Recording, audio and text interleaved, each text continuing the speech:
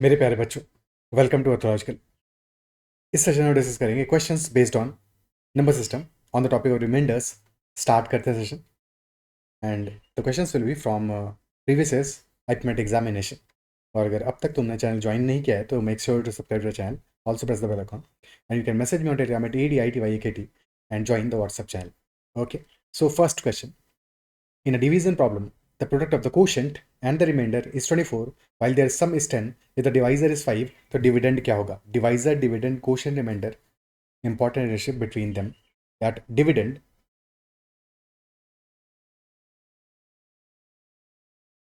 is equal to divisor into quotient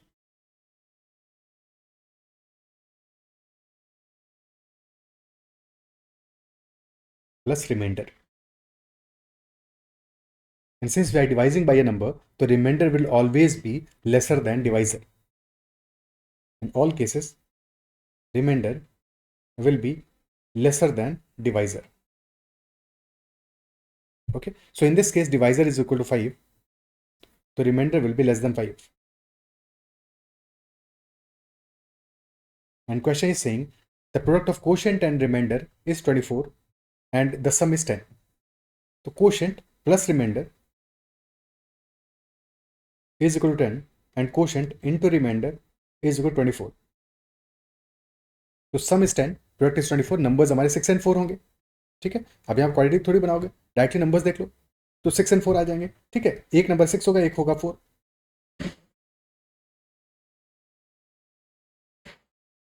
but since remainder has to be less than 5, तो clearly 4 must be reminder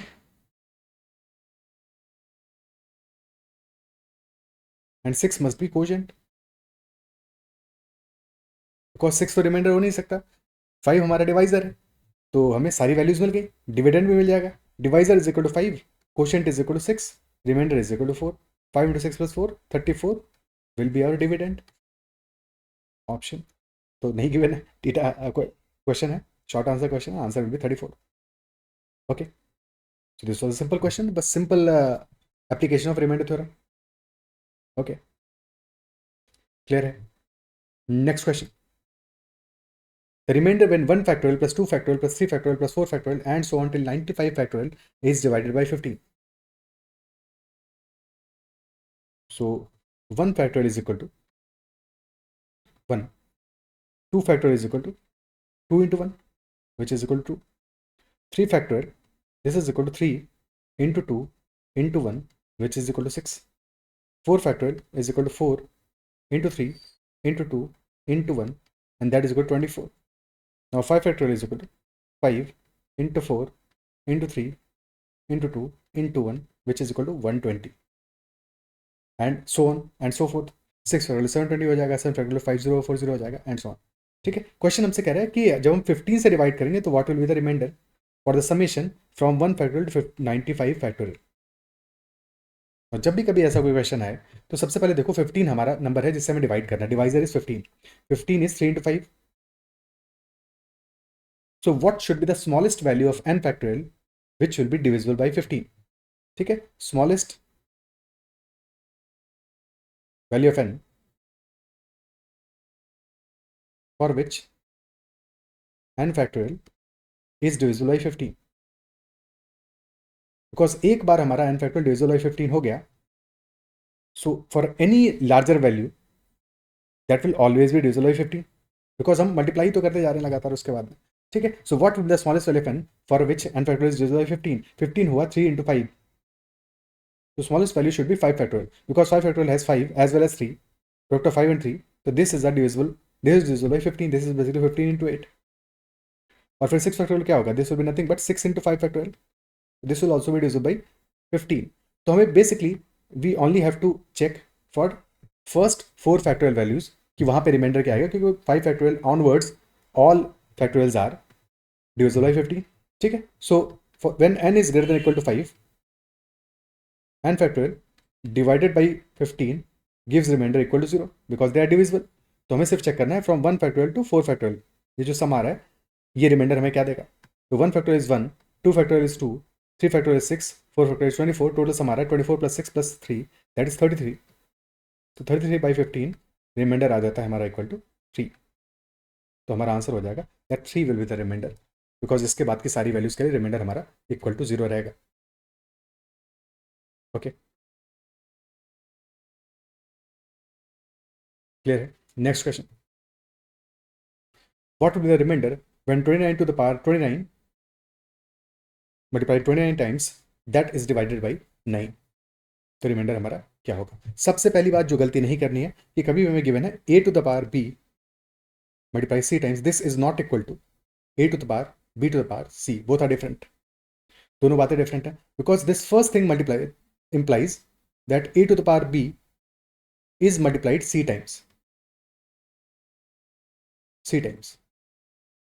और second चीज कह रहा है हमारा a is multiplied b to the power c times, both are different। Okay, हमें यहां पे गिवन है a to the power b whole power c, ठीक है, ये मेंशन है। तो एक्चुअल में 29 to the power 29 whole power 29 will be 29 to the power 29 into 29, 29 to the power 29 square which is 841।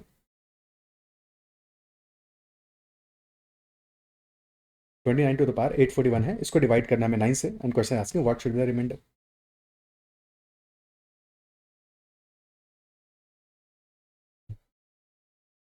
Okay,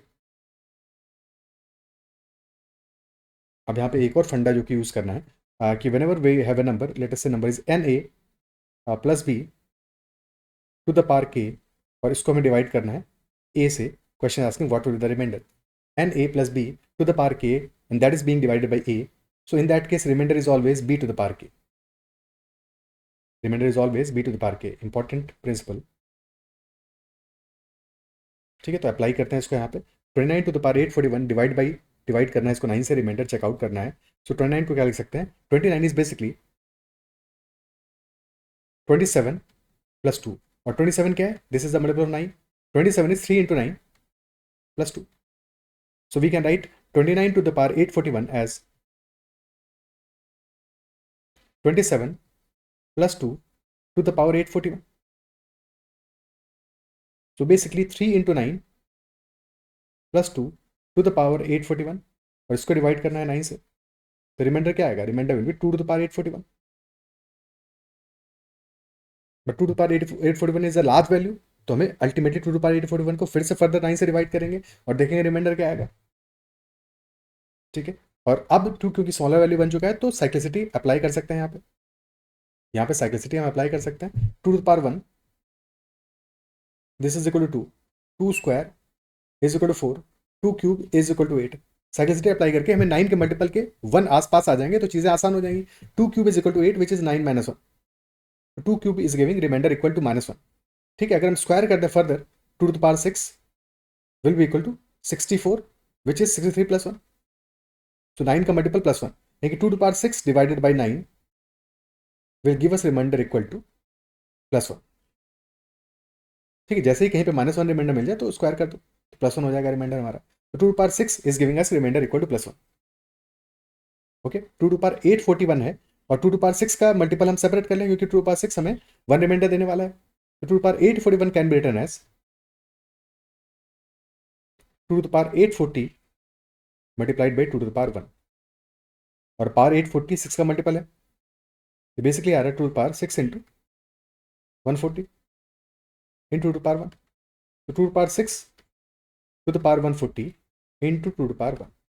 अब इसको 9 से डिवाइड करना है, so 2 to the power 6 to the power 140 into 2 has to be divide by 9, और reminder हमारा क्या होगा, 2 to the power 6 तो हमें 1 रिमाइंडर देगा, फिर पावर तुम्हारी 140 हो 200 हो, फर्क क्या पड़ता है, तो ये ultimately this will give us remainder equal to 1, और 2 तो 2 ही रिमाइंडर देगा, तो 1 into 2 answer will be equal to 2, that our remainder in this case will be option B 2। Okay, clear है, हमारा आंसर आ जाएगा that 2 will be remainder in this case.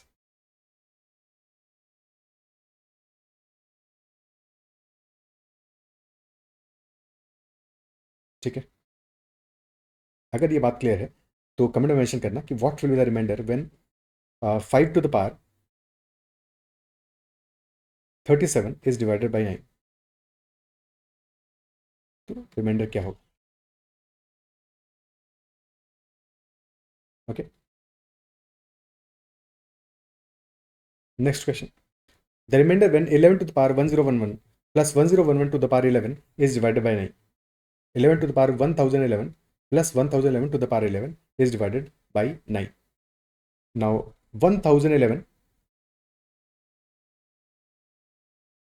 to the power 11. 1011 को लिख सकते हैं हम, this is 1008 plus 3 to the power 11.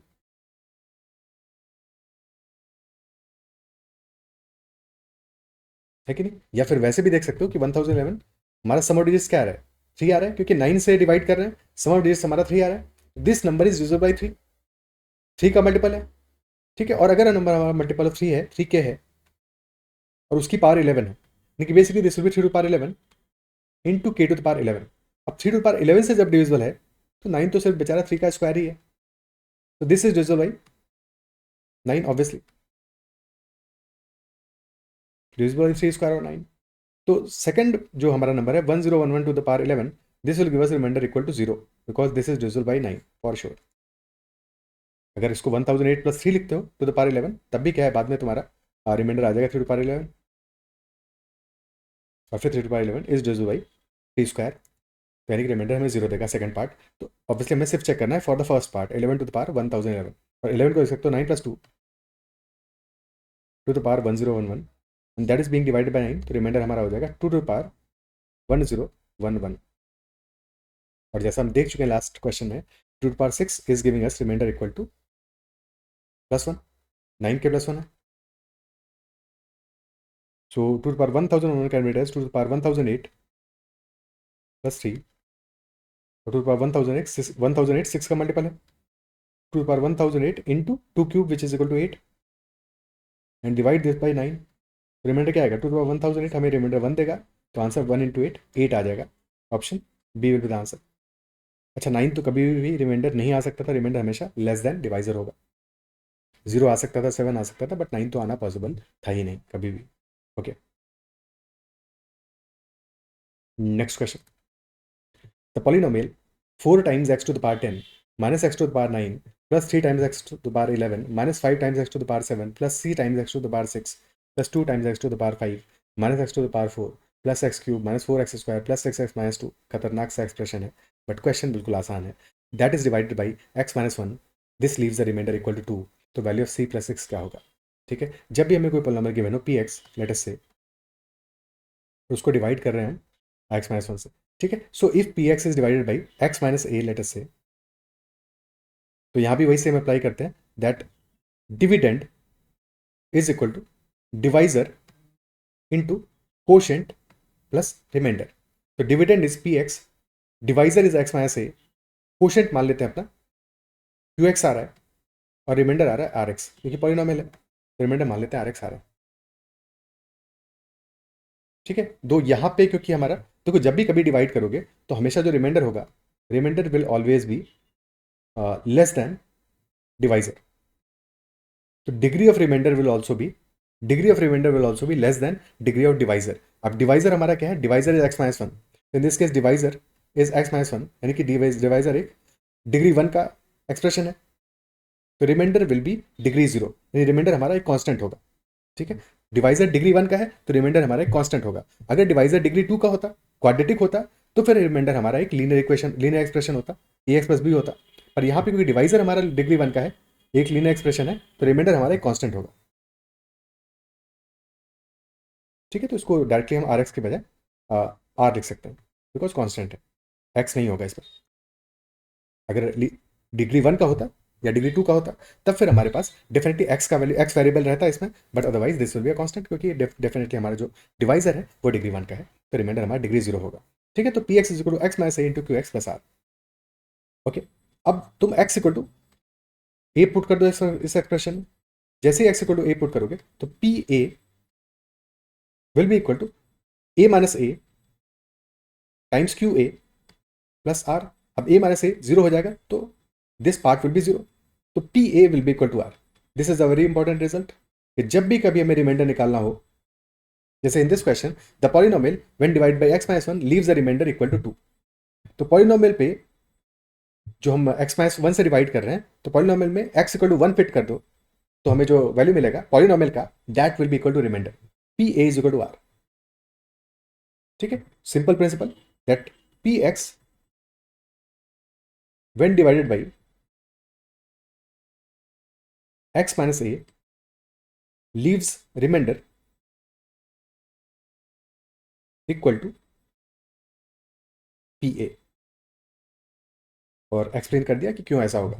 ठीक है, सो बस इस क्वेश्चन में अप्लाई कर देना है। P x one divide by x minus a leaves remainder equal to P a. तो यहाँ पे डिवाइड कर रहे हैं एक्स माइनस वन से, तो put x equal to one, p one will be equal to one पे तो सिंपल है, 1 टू द पावर 10 हो 9 हो, सबका सब वन ही आने वाला है। तो 4 इंटू वन, तो 4 minus one plus 3 into one minus 5 plus c plus 2 minus one plus one minus 4 plus 6 minus 2। Okay, 4 minus 4 हो गया, और क्या क्या सिंप्लीफाई हो जाएगा, minus one minus one minus one plus one cancel out हो गया, plus two minus two cancel out हो गया, तो बच गया हमारा minus one minus five, that is minus six, तो माइनस सिक्स प्लस सिक्स भी कैंसिल आउट हो गया, बच गया हमारे पास सी प्लस थ्री, और तो कुछ बचा नहीं। हाँ, तो this is equal to c plus three, and c plus three is equal to two, because remainder is equal to c plus three two है, तो clearly c is equal to two minus three which is minus one. And if c is equal to minus one, question पूछा c plus six क्या होगा, तो c plus six will be equal to minus one plus six which is equal to five. तो our answer will be that c plus 6 will be equal to 5। एक second, सही किया हमने। ठीक है, तो c plus 6 will be equal to 5। Clear?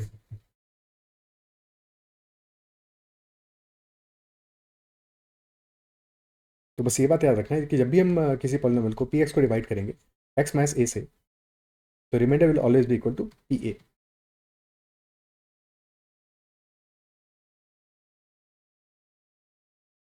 Okay, next question, if the polynomial ax square plus bx plus 5 leaves the remainder 3 when divided by x minus 1 and the remainder 2 when divided by x plus 1, then 2b minus 4a क्या होगा। अब last question में जो चीज़ें discuss की हैं वही apply होना है, कुछ नया नहीं अप्लाई होना है, बस उन्हीं बातों को थोड़ा सा और बेटर तरीके से समझना है कि पॉलिनोमियल हमारा है p x is equal to a x square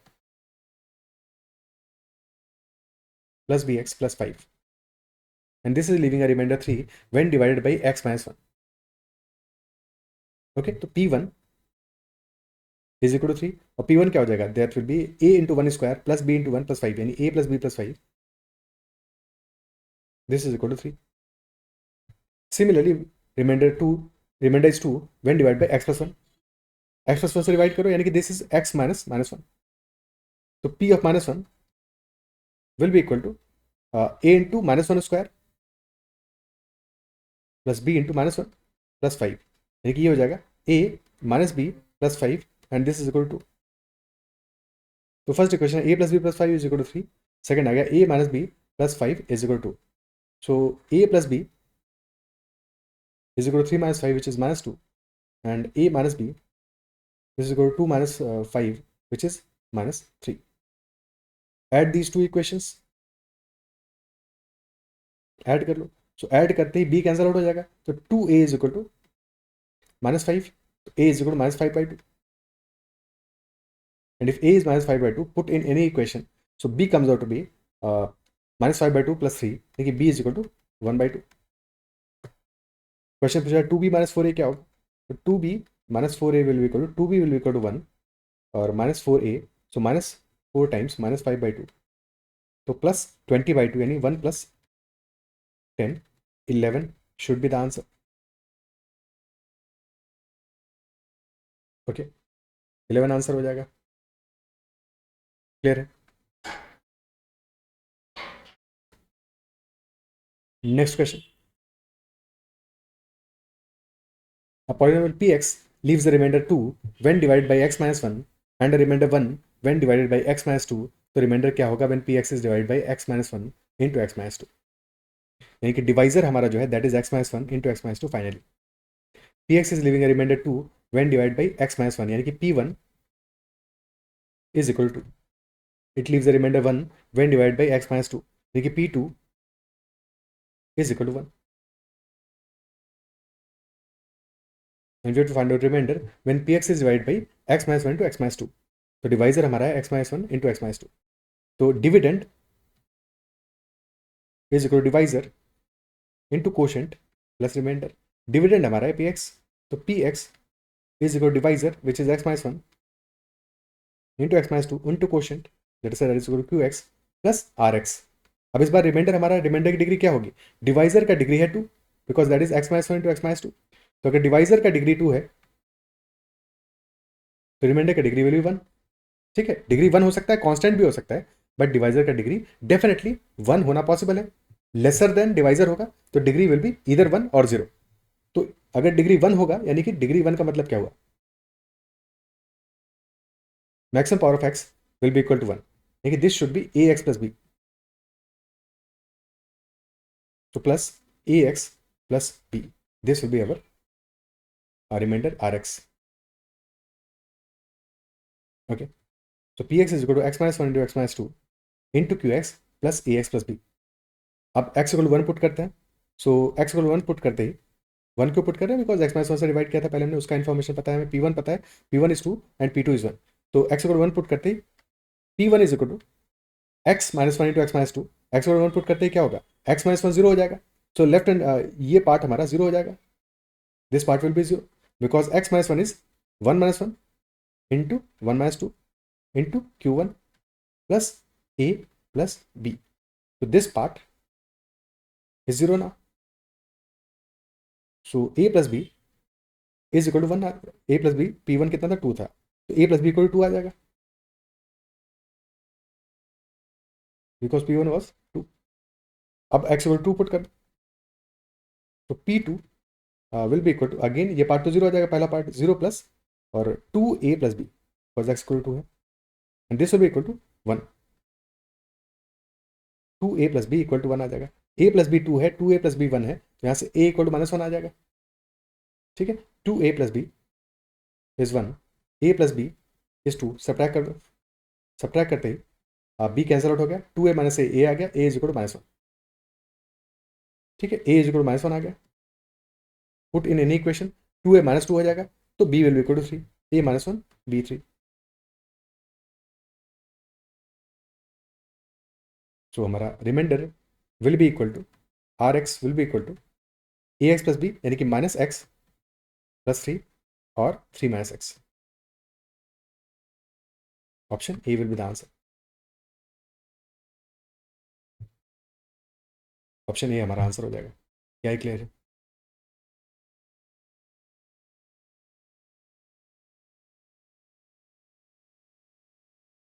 ठीक है,